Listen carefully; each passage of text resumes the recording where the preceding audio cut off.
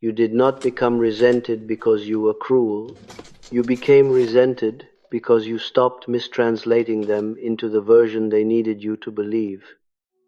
There was a time when your understanding felt like a gift to the people around you. You softened what they said. You explained their behavior back to them in language kinder than the language they had used with themselves. You gave them an interpretation they could live inside. And then, quietly, something in you stopped doing that. You did not announce it. You did not confront anyone. You simply began to see what was actually there instead of reaching automatically for what you had been trained to find. The people who had once relied on your beautiful reading of them felt the shift before you fully understood it. They felt the mirror stop bending toward flattery. They felt the ground move. This is what they struggled to forgive. Not that you saw them. People can survive being seen. What unsettled them was losing the person who had always seen them in the precise way required to keep their story intact. You thought your empathy was a form of love. In many ways, it was, but it was also doing something else you had not yet named. It was maintaining a version of them that could not maintain itself. It was carrying the weight of their persona so they did not have to feel how much effort that persona required. And then, without intending to, you set the weight down. Something in you had grown tired in a way sleep could not repair. Not tired of them exactly. Tired of the double translation. Tired of hearing what they said, feeling what they meant, and then handing back a gentler version so the room could continue as if nothing had happened. You began to notice the small gap between the words they used and the intention beneath those words. You had always noticed it, but now, for the first time, you stopped closing that gap for them. That gap is where the resentment began. As long as you closed it, they never had to meet themselves there. They could speak carelessly and be heard generously. They could act from a smaller motive and be interpreted through a larger one. They could rely on you to find the best possible meaning inside what they had actually done. The moment you stopped, they experienced the absence as an attack, not because you accused them. Often, you said nothing at all. It was the silence of your interpretation that reached them the missing reassurance, the absent explanation, the quiet of a person who was no longer trying to make sense of them in a way that protected their comfort. Jung understood something about this that is often missed. The persona is not merely a false mask worn by a dishonest person. It is a necessary psychological structure, the form through which a person enters society, belongs, performs a role, and remains intelligible to others. The persona becomes dangerous only when a person mistakes it for the whole of who they are. Then anything that contradicts it feels threatening, not because the contradiction is necessarily cruel, but because it touches the distance between the identity being performed and the life being lived underneath it. For years, you had helped preserve that distance. No one named this as your role, but everyone understood it. Your sensitivity was useful precisely because it stopped just short of exposure. You could feel what they were hiding without saying that you felt it. You could name their pain in language that never quite named their evasion. Then something in you would not do that anymore. The reaction came before the decision. You noticed your jaw tightening when they spoke in the old way. You noticed your breath pausing through their explanations. You noticed a strange stillness in your chest. where the reassuring sentence used to form automatically, the reassuring sentence did not arrive, and this time you did not go looking for it. That was when the resentment began. Though you may not have recognized it immediately, it reached you as coolness, as small withdrawals, as a change in how they spoke about you when you were not in the room, as a new story in which you had become different, colder, more distant, no longer yourself. They said you had changed. What they meant was that the arrangement had changed. What they could not say was that the arrangement had depended on you not responding openly to what you had always been able to see. But there is another layer beneath this. You were never simply naive. Some part of you had read the persona from the beginning. Your gift was not innocence. It was the ability to perceive something clearly and then, moment by moment, translate what you perceived into something the other person could bear. This does not mean every perception was correct. Empathy is not omniscience, and sensitivity can become tangled with fear, projection, and hypervigilance. But the change occurring in you was not that you suddenly believed every interpretation your mind produced. It was that you stopped automatically using your uncertainty as a reason to excuse everything. You called the old pattern love. You called it generosity. You called it being the understanding one. And it was those things, but it was also a private agreement. Every time you softened someone into a better version, you protected yourself from the grief of seeing exactly who was standing in front of you. This is the reversal that changes everything. The empathy that others depended upon was also the empathy that protected you. As long as you could interpret them into someone more capable of loving you well, you did not have to feel how much of that love had been assembled by your own attention. You did not have to ask whether the relationship would survive if you stopped supplying its most generous meaning. The persona you saw through was not only theirs, it was also the arrangement you had built together.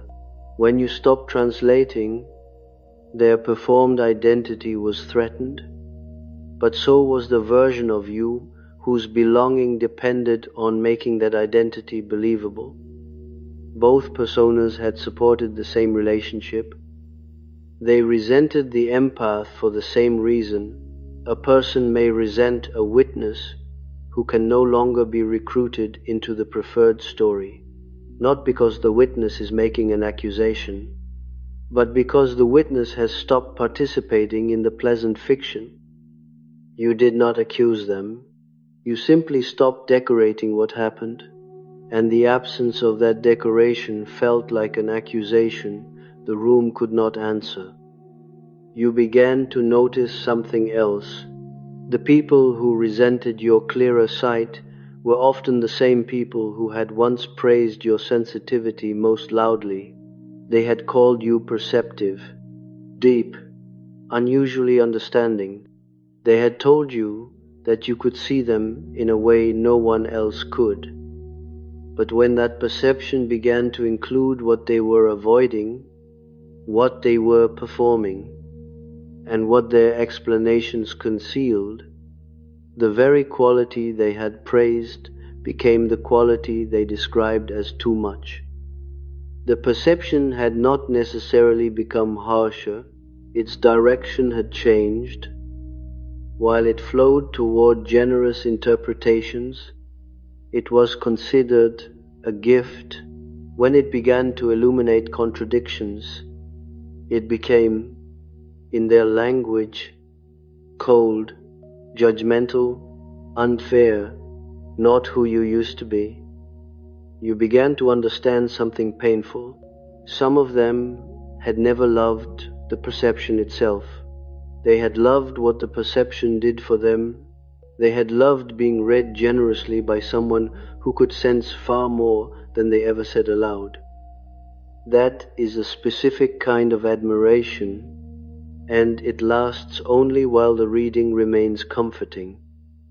You did not become less loving. You became less useful to a particular arrangement of love.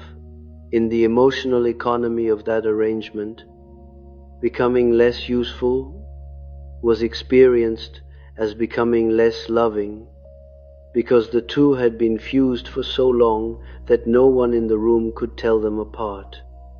Somewhere in you, this recognition landed with a quiet weight, not triumph, not vindication, something closer to grief.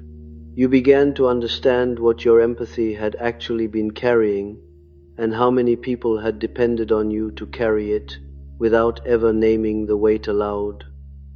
But the most difficult recognition was still waiting.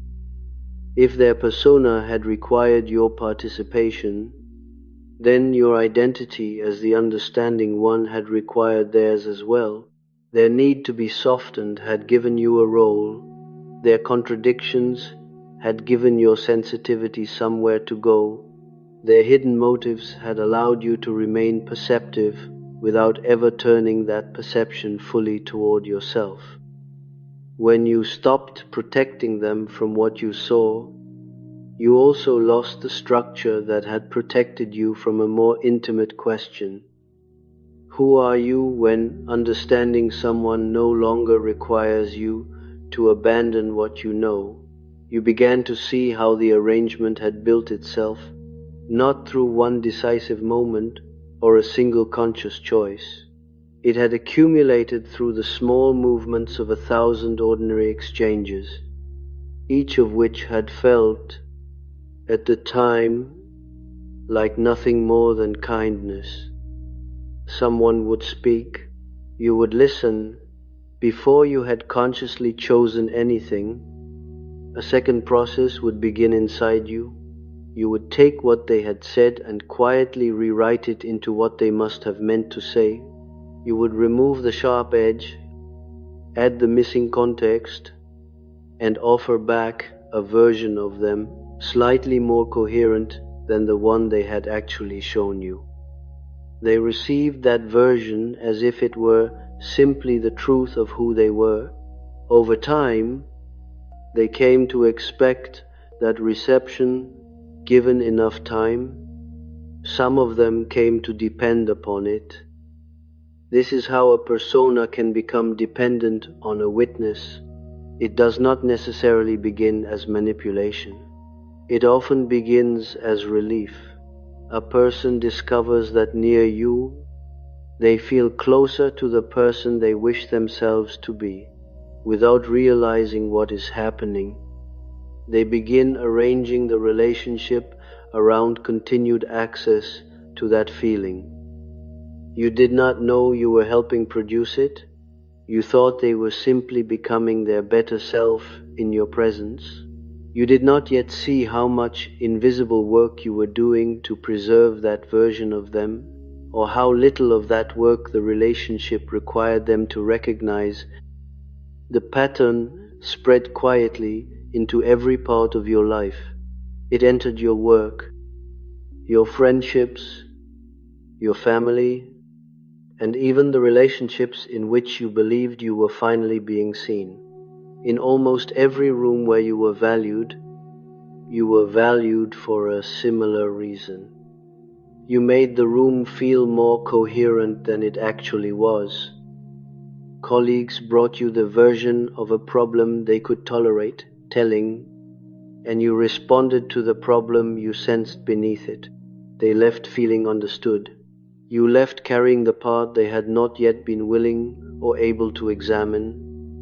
Friends brought you stories of what had happened, and you returned those stories in forms that allowed them to remain reasonable. They felt reassured. You held privately the details their reassurance had required you to set aside. Family called upon you the way people call upon a resource that has always been available. They rarely asked how you were, because the relationship had not taught them to ask. What they knew was that you would answer, and that when you did, something inside them would settle that they could not easily settle on their own. Each of these arrangements contained a hidden bargain.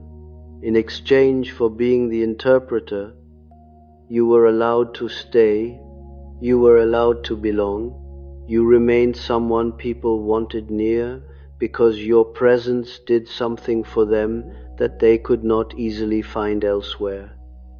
That was the currency in which you were paid, not affection exactly, not intimacy, a softer and stranger form of belonging, the belonging of being needed in a particular way, provided you remained available in that way. You did not name this to yourself at the time.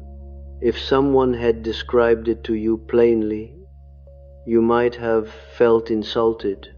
You would have said that you loved these people. You would have insisted that your understanding was sincere, and it was sincere. But the reality of your love did not cancel the reality of the arrangement. Both could be true at once. The love was real, and beneath it lived a structure that determined who you were allowed to be inside that love. Jung described the persona as a functional structure through which the individual enters society and meets its expectations. In lived relationships, however, that structure is rarely maintained by one person alone. It is reinforced by the responses of everyone who agrees to treat the presented identity as if it were complete. Sometimes one person performs the outward identity, while another quietly supplies the reflection that allows it to remain convincing. You had become part of that reflective surface without knowing it. You thought you were simply someone who cared deeply, but your caring had acquired a specific shape. It repeatedly arrived at the same destination the other person could continue as they were, while you absorbed whatever the continuation required them not to see. Your shoulders learned this before your conscious mind did. You felt them lift when a familiar name appeared on your phone. You felt them lift when a certain tone entered someone's voice, or before a conversation you had told yourself you did not mind having. When the call ended, you felt them drop with a heaviness that seemed disproportionate to the words that had been spoken. The lifting was preparation, the dropping was the cost. You did not connect the two at first. You explained the exhaustion in other ways. You told yourself you were introverted. You told yourself the day had been long. You told yourself this was simply what it meant to be a caring person in a demanding world. Each explanation contained some truth. Each also protected you from a deeper truth. The exhaustion was specific. It came from a particular kind of emotional labor, and that labor had a name you had not yet allowed yourself to give it. You were repeatedly completing psychological processes the other person had not completed for themselves. You were feeling what they could not yet feel, noticing what they would not yet acknowledge, and translating contradictions into meanings they could continue to live with. Then you carried the untranslated remainder alone. That remainder was what accumulated. The interpretations you gave away disappeared almost as soon as you spoke them. What remained inside you was everything you had noticed and chosen not to say, the observations you had softened, the contradictions you had smoothed, and the recurring patterns you had kept beside the more generous version you offered aloud. Over the years, that remainder became a second life inside you, a parallel understanding of your relationships to which no one else had access. You knew things about the people closest to you that you had never said to them. Some of those things you had never even said clearly to yourself, because putting them into words would have made the arrangement impossible to ignore. This is often where the movement toward individuation first becomes perceptible. Though it does not feel noble or transformative, it feels like fatigue. It feels like resistance rising in your chest before an ordinary conversation. It feels like reluctance to answer messages that once seemed easy to answer. It feels like a widening distance between what people expect from you and what you can still provide, without disappearing further into a role that has begun to feel unwearable. Fatigue itself is not individuation. Exhaustion alone does not reveal the self, but exhaustion may become the first honest signal that a persona can no longer contain the life beneath it. The body begins withdrawing its cooperation from a role the conscious mind is still trying to defend. The role does not fail all at once.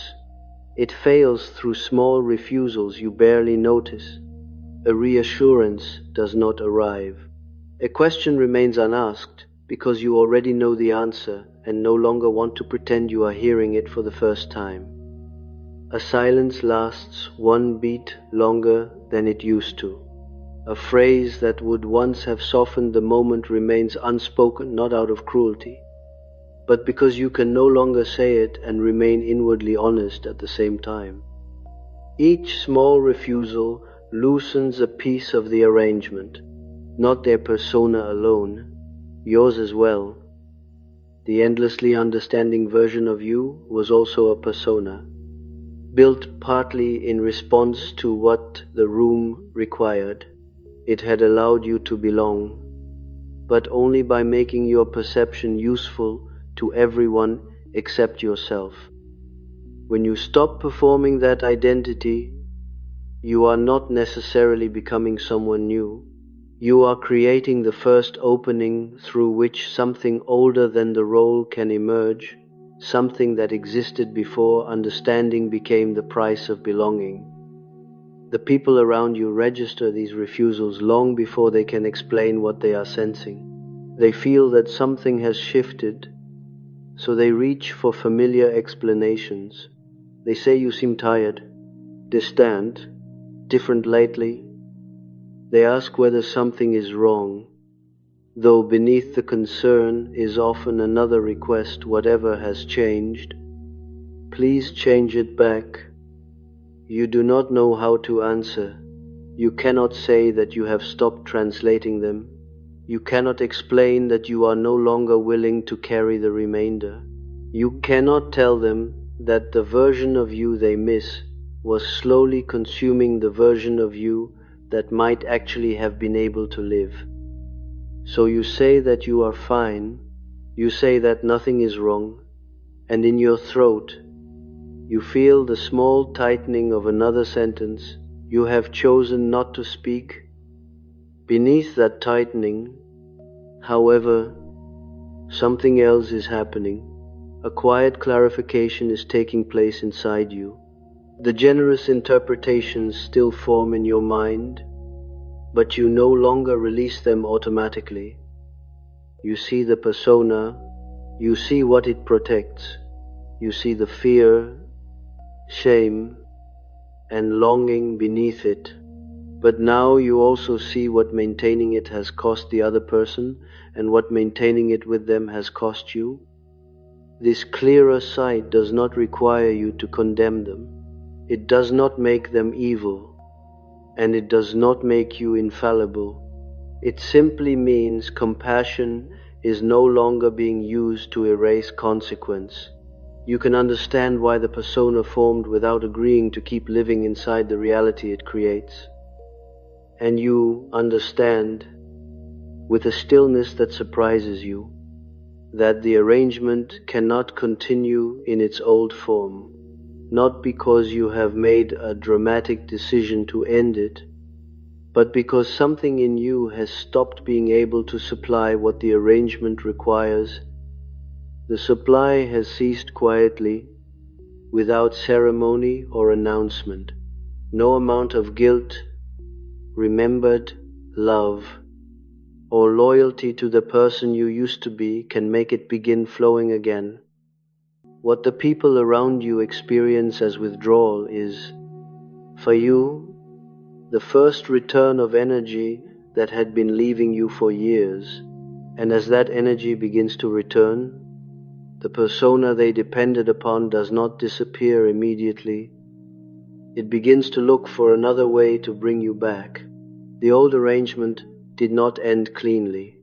It began to fail in specific places, at specific hours, through small collapses no one else could see. You would put down the phone after a conversation and feel a heaviness in your arms that had nothing to do with the length of the call. You would enter a room where someone was waiting for you and feel your chest close before either of you had spoken. You would wake in the early hours before the light and lie there watching the ceiling with a tiredness that sleep could not reach. This was not simply the tiredness of doing too much. It was the tiredness of having done one particular thing for too long. Your body had been the site of the translation for years, and now your body had begun, in its own quiet way, to refuse. Certain people became physically difficult to be near, not because they had necessarily done anything new, but because you could no longer meet them with the softening that had once made the relationship bearable.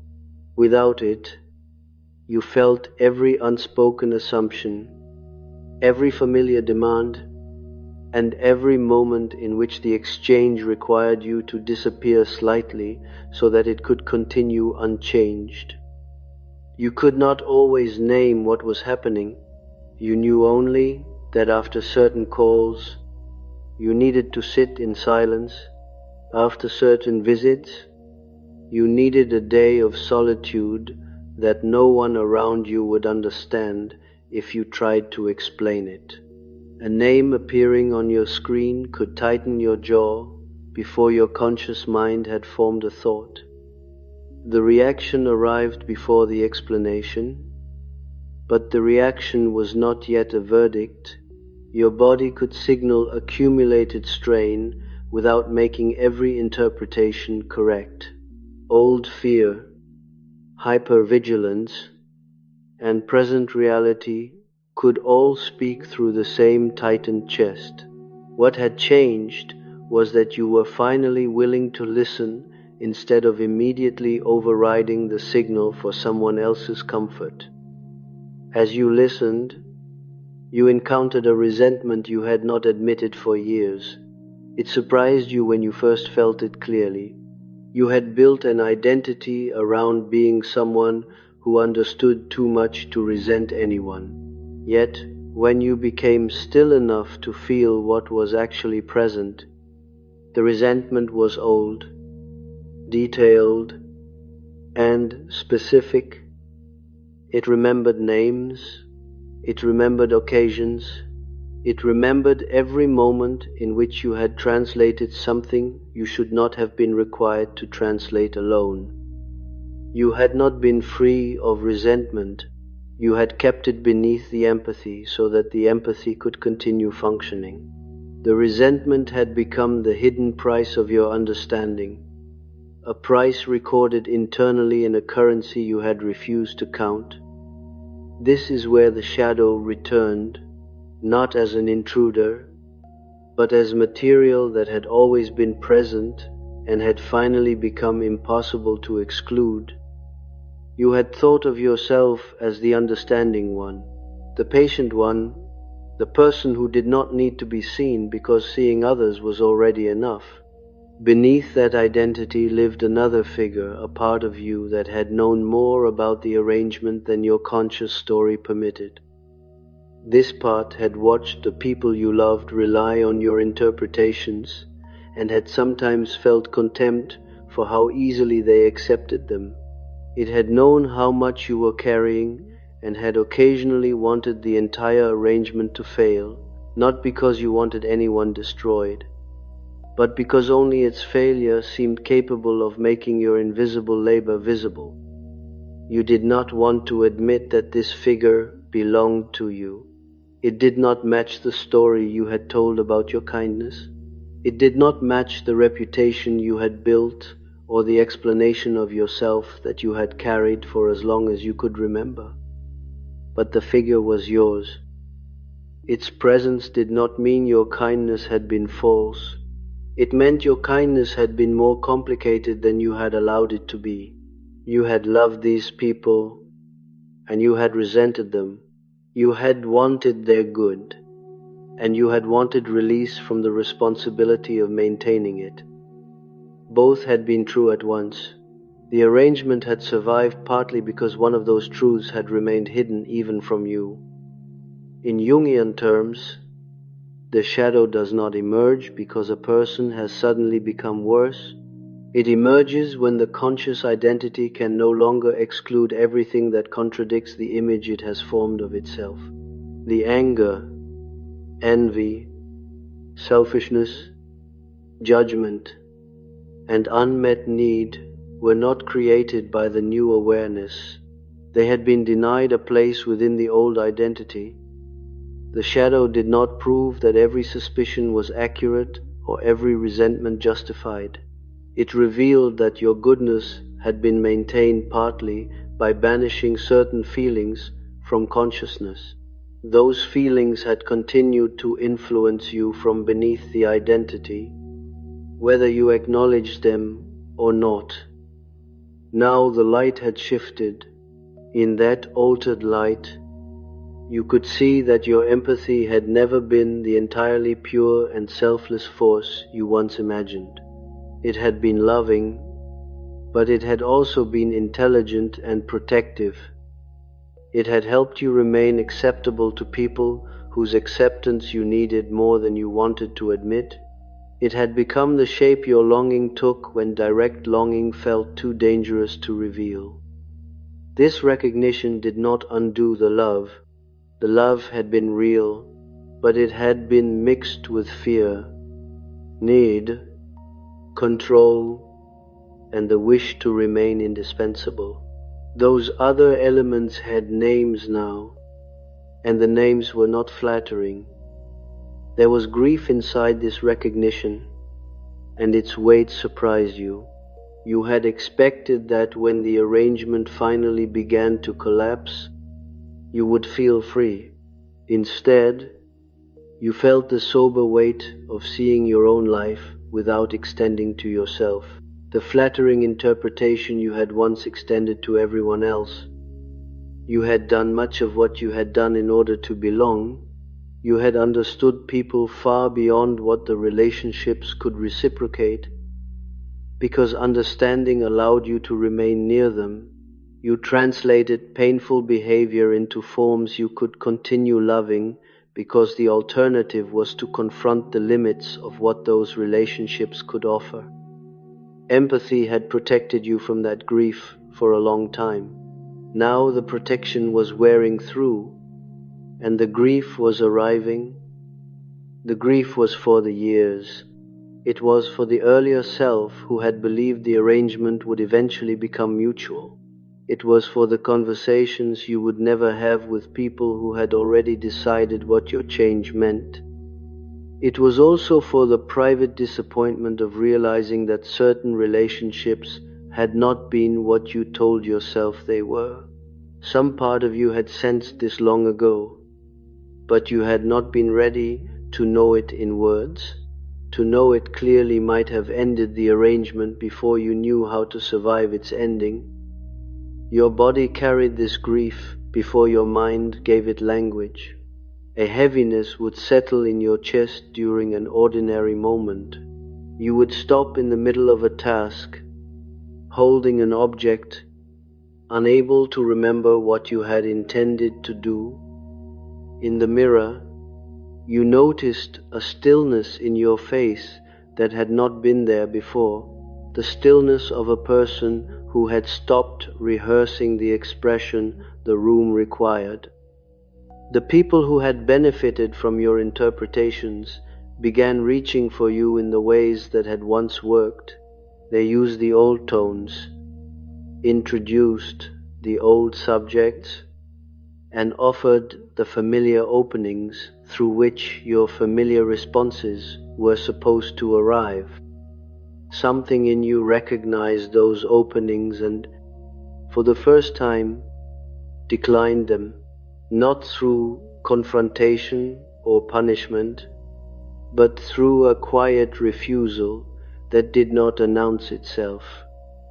They felt the refusal even when they could not name it. They interpreted it through the explanations available to them. They said you had become cold, selfish, distant. They said you were no longer the person they had known. You understood, with a strange calm, that they were partly right. You were no longer the person they had known because the person they had known was inseparable from a particular function. That person had translated contradictions, absorbed emotional remainders, and kept relationships coherent by becoming less visible inside them. That version of you had performed difficult work for a long time. It was no longer available to perform it in the same way. You did not exactly miss that former self, but you began to feel tenderness toward the person you had been. You saw how hard that person had tried, how deeply they had believed, and how many years they had spent hoping that if they understood others completely enough, someone would eventually turn and understand them with the same care. That earlier self had not been foolish for trying. They had been trying inside an arrangement incapable of producing what they were reaching for. No increase in effort could alter the structure of the exchange. The reversal hidden inside your shadow finally settled into place. You had not remained in these arrangements because you were entirely selfless. You remained because they paid you in a form of belonging you did not know how to find elsewhere.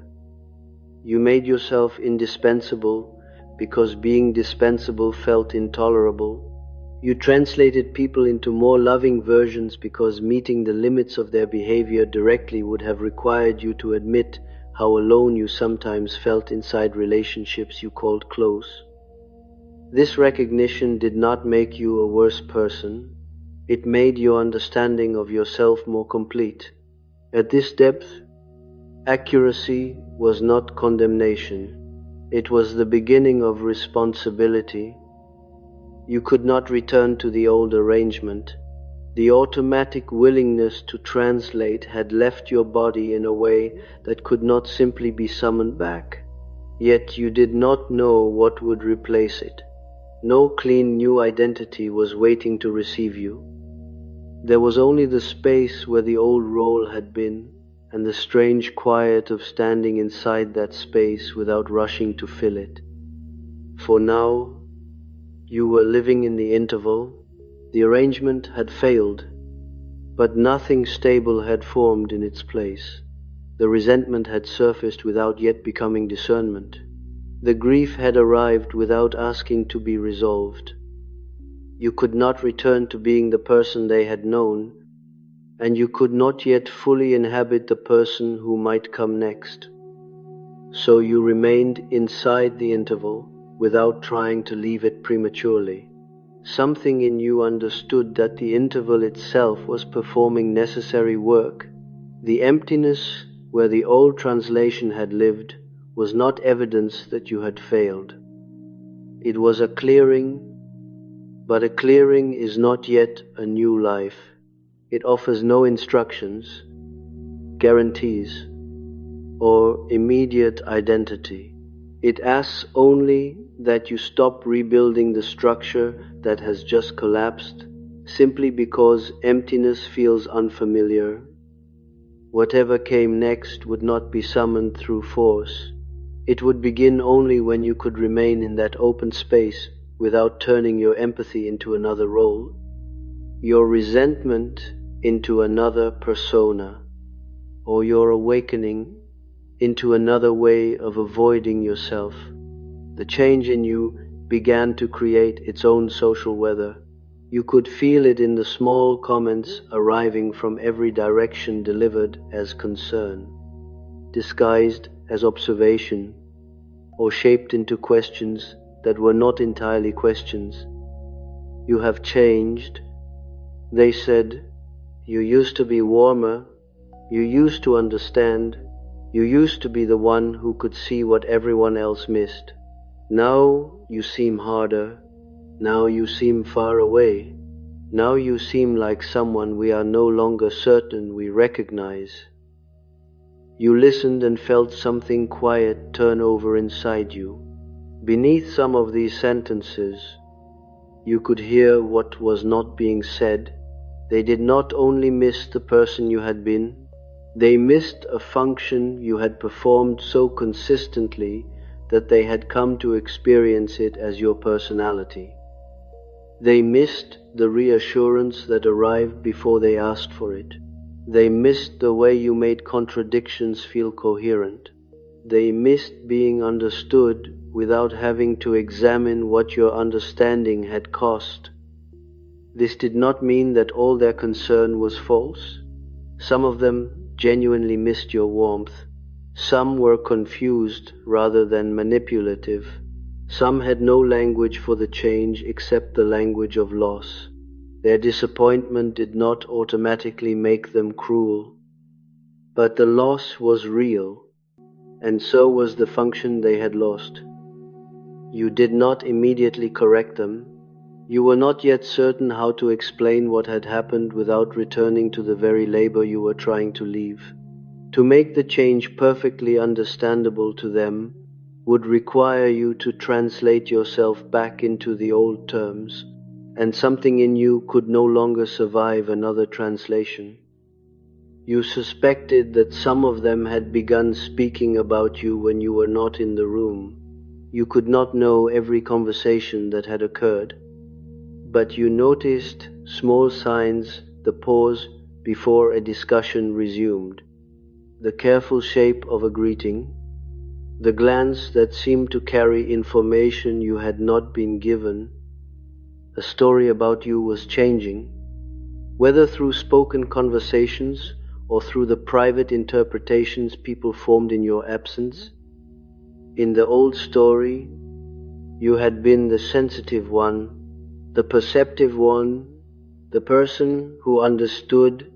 In the new story, you were the person who had become cold, unavailable, or selfish. The person who had somehow betrayed the identity everyone had come to depend upon. You felt the injustice of this. Beneath the injustice, however, you also recognized something more difficult. Part of what they were saying was true, though its cause had been misunderstood. You were less available in the specific way you had once been available. You had stopped automatically translating them. You had stopped softening every room. You had stopped carrying what everyone else left unexamined. They were not wrong that something had changed. They were misnaming the meaning of the change. You began to discover which relationships could survive an honest naming of what was happening. Some people, when they felt the shift, moved toward you rather than immediately demanding the old version back. They asked questions that were actually questions. They wanted to understand what had happened within you, not merely what had happened to their access to you. These relationships did not necessarily become easier. At first, they often became more tiring. Reality required new conversations, awkward pauses, revised expectations, and the possibility that both people had misunderstood parts of the relationship. But the discomfort was different. It did not leave you feeling erased. It contained the possibility of mutual change. Other people responded by reaching more firmly for the old arrangement. They spoke as if the previous version of you were the true one and your present self were merely an interruption. They waited for you to return to yourself, meaning that they waited for you to return to what you had been for them. Their waiting carried a pressure you could feel even when their words remained kind. You did not always know which category someone belonged to until the arrangement was tested. Someone you expected to understand might resist you. Someone you assumed would resist might surprise you with the quiet steadiness of their presence. The pattern crossed families, friendships, and every category you had once used to organize your life. It revealed that history alone did not determine whether a relationship could become mutual. What mattered was whether both people could tolerate the loss of the roles through which they had previously known each other. Something in you began to accept this without protest. You stopped trying to preserve every relationship in its previous form. You stopped explaining yourself into shapes the other person could still recognize. You began to understand that compulsive explanation had been one of the mechanisms holding the arrangement together. As long as you believed you had to make yourself completely legible in their old language, you continued confirming that their terms were the ones that mattered. So you began, quietly, to stop explaining. This was more difficult than it sounded. The impulse to explain had been trained into you for as long as you could remember. It felt like love, loyalty, and the minimum obligation of being a decent person in relationship with others. To withhold an explanation initially felt like cruelty.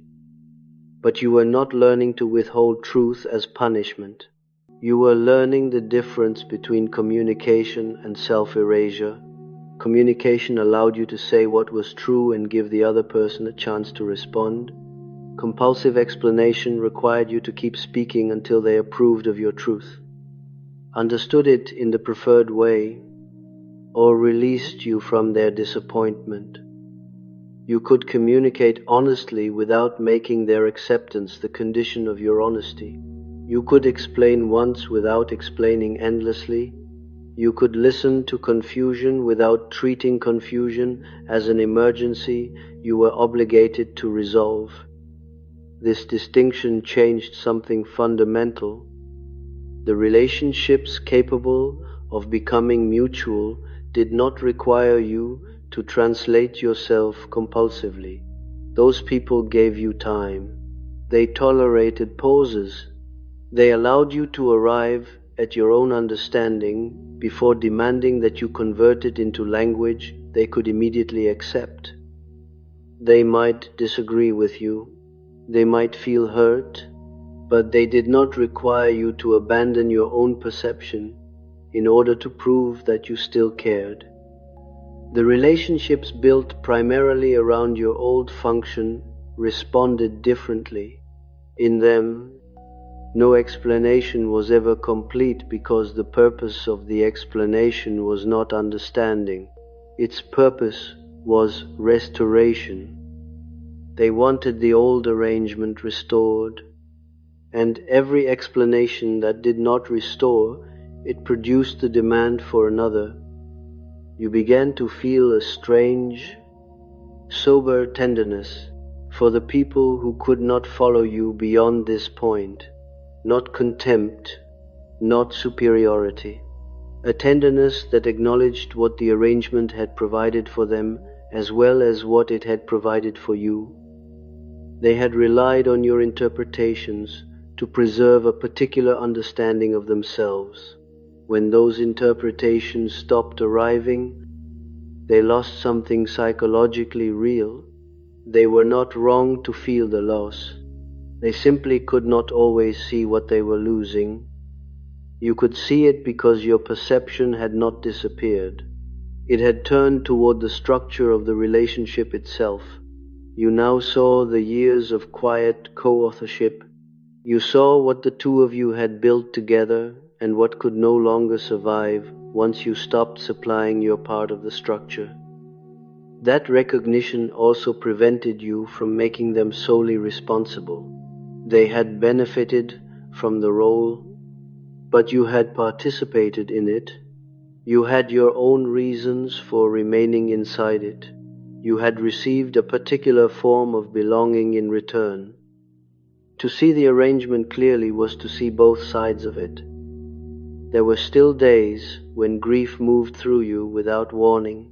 Sometimes it was grief for the relationships changing around you. At other times, it was grief for the person who had performed the endless understanding. That former self had believed something with extraordinary devotion. They had believed that if they understood other people patiently enough, completely enough, and for long enough, someone would eventually turn and offer the same quality of understanding in return. The waiting had been the hidden bargain beneath the empathy. You had been paying in advance for recognition you believed was coming. Every softened interpretation had contained a quiet promise: one day, someone will look at me with the same care. One day, I will not have to explain. One day, all this understanding will return to me in the form of love. Then, without ceremony, you stopped believing that the return was coming. Not because you had become cynical, not because mutual understanding was impossible. You had simply seen the structure of certain exchanges clearly enough to know that they did not contain what you had been waiting for. The grief for the waiting was heavier than the grief for some of the relationships themselves. The waiting had held your life in place. It had organized your choices, preserved your loyalties, and given the empathy its forward motion. Without it, you had to confront how much of your one available life had been arranged around a return that could never arrive through those particular relationships in the form you imagined. There was no clean action that followed this recognition. You could not recover the years or send a letter that would make the past retroactively fair. You could not construct an explanation powerful enough to make everyone understand why the change had become the only honest possibility remaining to you. You could only stop. You could stop performing the interpretation. You could stop softening every room. You could stop carrying the remainder. You could allow the relationships around you to find a new shape, or reveal that no relationship remained once the old arrangement was gone. Some found a new shape, not the old one, but something quieter and less crowded, something with enough air for silences you once would have rushed to fill. In those relationships, you noticed that you laughed differently, you breathed differently. You could be tired near the other person without concealing your exhaustion or translating it into a form that reassured them. You no longer had to be endlessly perceptive. You could misunderstand and be corrected. You could need something without first making the need convenient. You could be present without being useful every moment you were there. Other relationships did not find a new form. They receded, not always dramatically, but through the slow reduction of contact, a change of tone, or a mutual recognition that whatever had once joined you was no longer sufficient. You felt these losses without pretending they did not matter. You also felt a strange steadiness beneath them. The relationships had not ended solely because you had abandoned them, nor solely because the other people had failed you. They had reached the limit of the structure upon which they had been built. When the structure changed, the relationships revealed what else they contained. You began to understand the resentment that had followed you into this new life. Many of the people who resented you for seeing through their persona were not consciously cruel. They were people whose sense of themselves had depended upon a witness who continued confirming the surface. When that confirmation stopped, they experienced the absence as an attack. They had not learned how to distinguish being seen clearly from being condemned. Perhaps clarity had previously come to them only from people who used it as a weapon. Perhaps exposure and humiliation had become psychologically inseparable. You had not intended to use your perception as a weapon, but sober humility required you to admit that intention did not determine their entire experience. Your silence might feel punitive, even when you did not mean it as punishment. Your withdrawal might activate wounds you did not create. This did not mean you had to resume the old role. It meant that leaving the role did not exempt you from examining how you left it. You could be clear without humiliating. You could establish distance without turning distance into revenge. You could refuse to translate someone without using what you perceived as evidence of your moral superiority. This was how resentment began to become discernment. The goal was not to expose every persona you could see through. Everyone needs a social face, including you. The goal was to stop confusing empathy with an obligation to make every persona believable. You could understand what the mask protected without agreeing to live beneath it. You could perceive the wound without allowing the wound to decide the shape of the relationship. You could recognize another person's fear without converting that recognition into permission for whatever the fear produced. Some people might eventually turn inward and question what had happened. Others might preserve the story in which you had simply become cold. You could not arrange which meaning they chose, and attempting to arrange it would only return you to the old work. Their interpretation of your change was no longer yours to manage. A quietness began settling inside you. It was not complete peace or final resolution. It was something more modest and more reliable, a clarity that no longer required constant defense. You still loved the people you had loved. You missed some of them. At certain moments, you still felt the old interpretation rising automatically. The generous explanation, the softened reading, the sentence that would make everything easier. But you could feel the impulse without obeying it. Empathy had not left you. It had stopped functioning as compulsory service.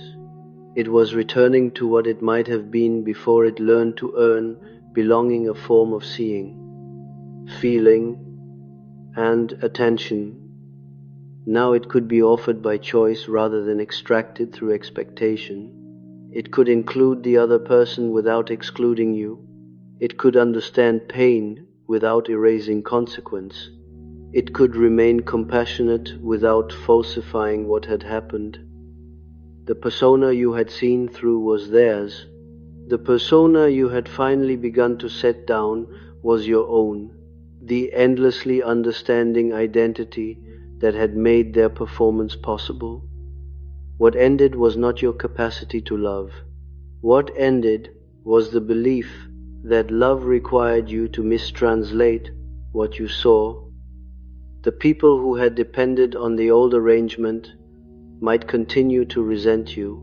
Their resentment might remain in the room, in the family, or in the story they told about why you changed.